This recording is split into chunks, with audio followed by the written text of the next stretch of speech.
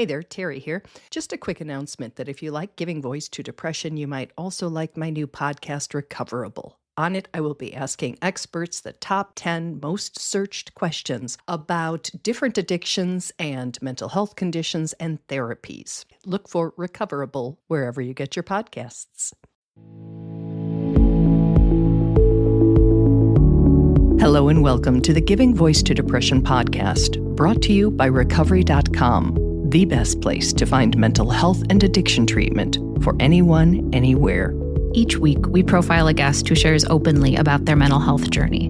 They share because they understand that when people don't talk about their depression or other mental health conditions, those of us who do struggle with them can feel like we're the only ones, that there's something wrong with us, and that no one understands. We understand. I'm Terry McGuire, the creator and co-host of this podcast. You have my promise that we'll keep it real here. Depression is real, and we're not going to sugarcoat our discussions about it. Hope is also real, and you'll get a dose of that here too. I'm Carly McCullough, a licensed social worker and educator, and Terry's daughter. We've both experienced depression and also support loved ones struggling with it. We're here to normalize talking about depression and mental health in our communities, as well as our families. And to share real-world tested strategies that have worked for other people who have walked similar paths. Thanks for joining us. Hi, Mom. Hey, Carly. So this month we begin the 10th year of Giving Voice to Depression. Whoa. Right? This podcast is based on the fact that shared personal stories of lived experience are one of the most powerful tools we have for changing the landscape of mental health. Stories move the conversation from abstract and stigmatized to intimate, human, and relatable. Personal experiences shared with the intention of comforting, educating, and connecting with others present depression and other mental health challenges as part of the human experience and clearly not as character flaws. Putting our experiences into words and knowing that they'll be heard also allows us to take back the narrative and author our own stories. Doing so can help us get out of our own heads and transform our pain into a purposeful tool for helping others. Today's episode is proof of that. A podcast listener, comforted by a recent guest's words, reached out in gratitude. We then reached out to him to ask if he'd be willing to share, and he is. Here now is Alexander giving his voice to depression.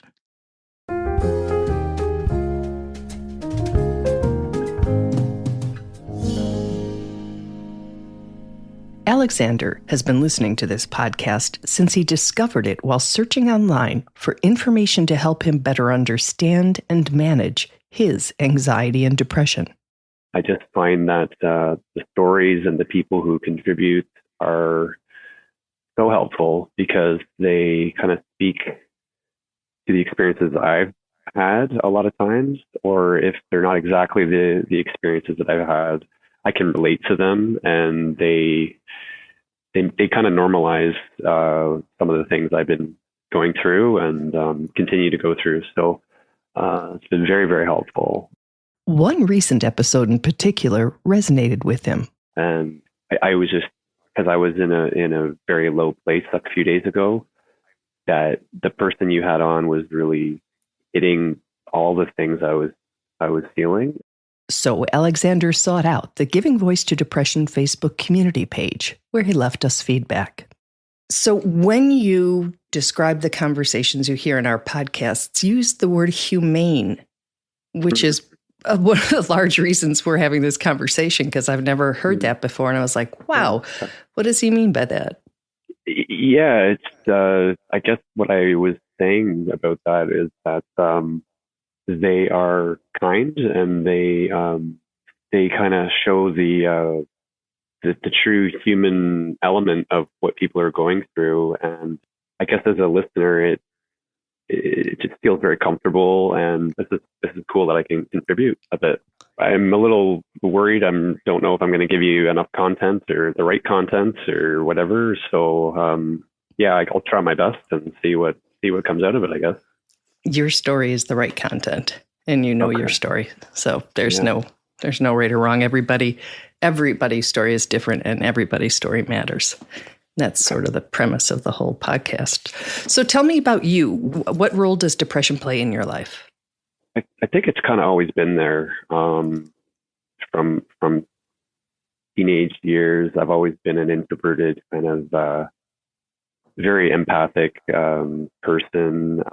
Feel things very, very deeply. I can remember being a young guy, in grade school, and feeling very emotional about people being treated poorly, and feeling things very deeply. Going through my younger years in my 20s, I was kind of going through university and not really being aware of my mental health, just kind of putting it aside, just kind of going through typical stuff you do in your 20s. What wasn't typical was the frequency with which Alexander got seriously ill. Turns out that I have a chronic illness that it's called a primary immune deficiency. So my body doesn't create antibodies that fight off colds. So colds will turn into pneumonias, and I've gone septic, and I've had multiple hospitalizations. And through that process, I found that my mental health is going down through these medical situations. Anyway, my last hospitalization was about 10 years ago. Fast forward a few years to when his life started really lifing. I found that my mood is really, really dipping, and I started seeking help for depression through my family doctor, and was told, yeah, you're, chronically depressed, and you're probably going to have to deal with this for the rest of your life. So that was sort of a lot of things colliding to come to the place where I had to actually accept that I had depression and anxiety, where I think I kept trying to push it away and disregard it and just soldier through, as men tend to do. Alexander says that talking about mental health in his family would have been seen as complaining or whining, so no one did, which is very different than saying there was nothing to talk about. It turns out that it runs in my family. My father has been dealing with chronic depression. My grandmother on my dad's side probably had some kind of what they used to call manic depression or bipolar issues. And there was a lot of that stuff going on in my family. And so it took a while for me to accept that I was dealing with this stuff. And only in the last couple of years, I've really started to get more comfortable reaching out to support and speaking a little bit more about my issues. Grateful you are. Did you know that your father and grandmother had mental health issues, or not until you were diagnosed? I don't remember how I found out about my dad. I remember coming home and asking him, why do you always lie down when you get home from work? And he said, well, it's because it's so I don't think about things. So it's no surprise that, like many of us, Alexander had symptoms of depression long before he had a diagnosis for it. I go up and down with that acceptance.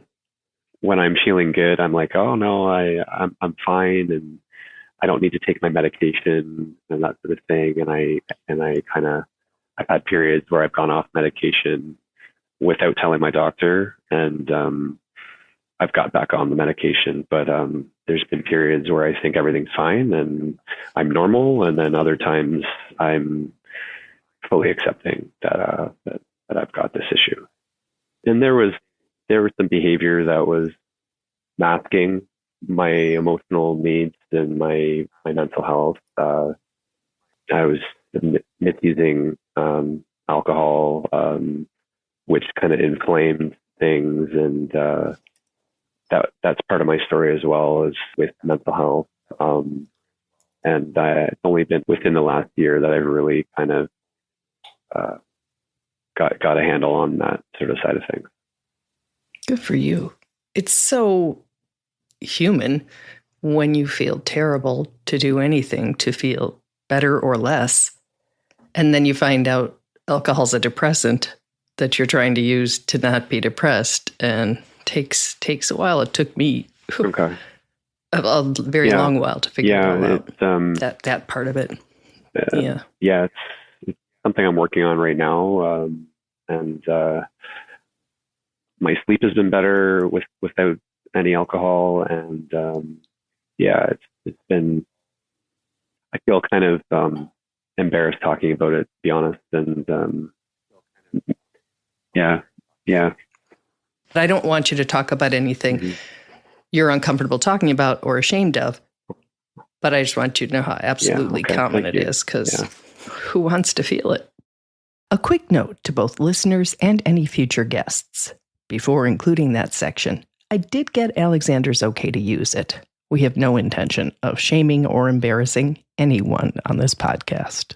What do you wish people understood about depression that would allow them to be more supportive and empathetic, I guess, to the people in their lives who have it?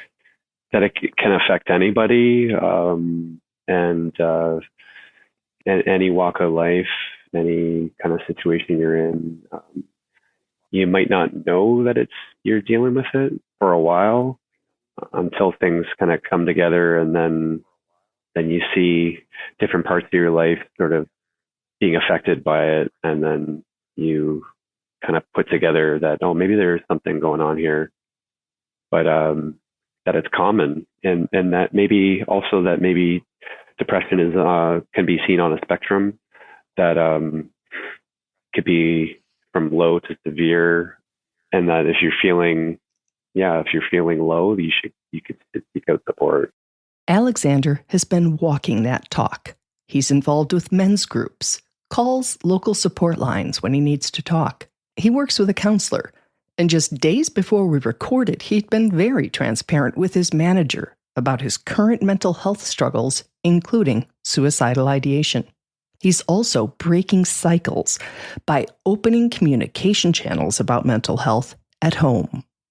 I'm trying to be a cycle breaker. My wife and I have tried to build a foundation of communication with our boys, of always being available to listen to them, and keep mental health conversation open with them. I've done a couple check-ins with my boys, just kind of, how's the mood? How's your mood doing? And that sort of thing, and just kind of keeping the lines of communication open. So that's just something that's been on my mind, about being a cycle breaker, and hopefully we can use our experiences to teach other people that it's okay to talk about these things, and that it's normal to feel ups and downs, and to come to somebody when they need help.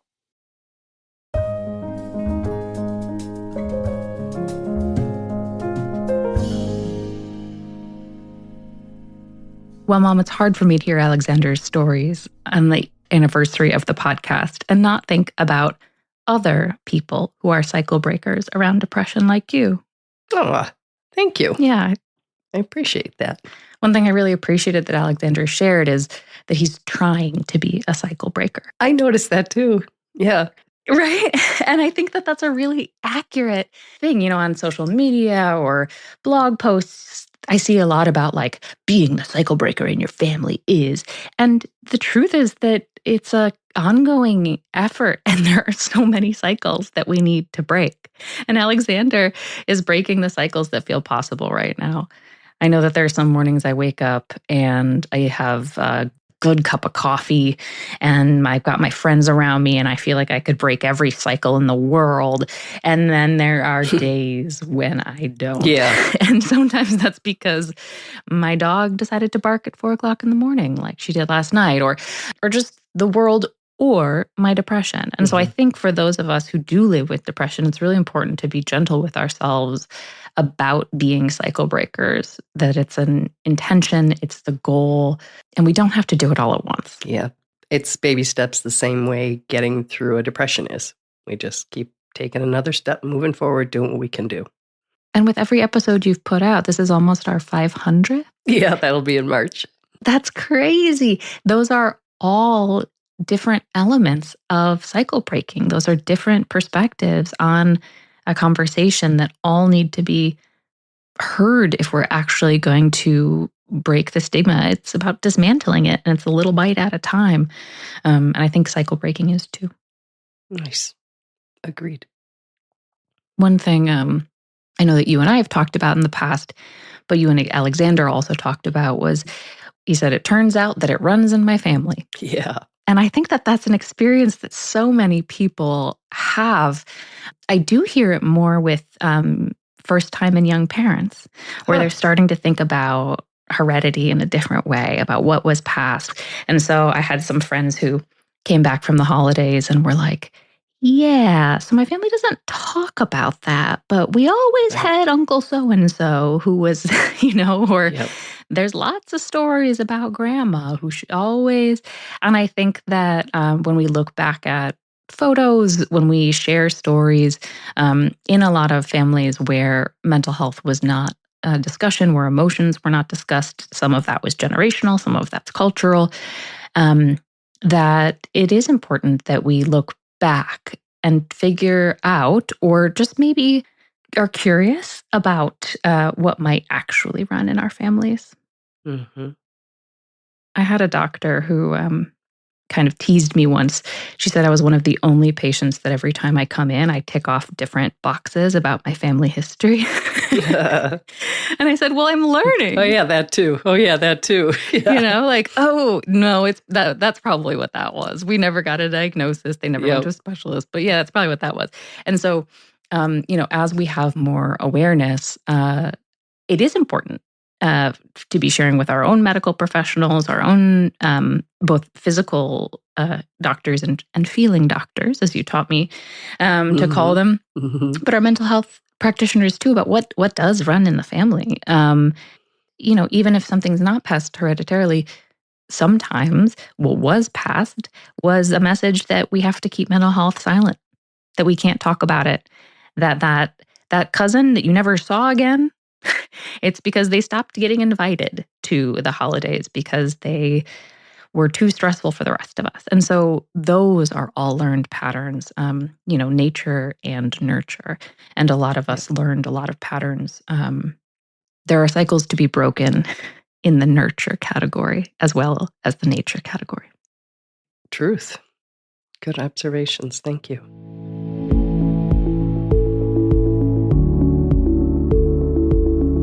We really hope that this discussion helps give some language or context to your own depression, or ideas for how to support someone else in your life living with it.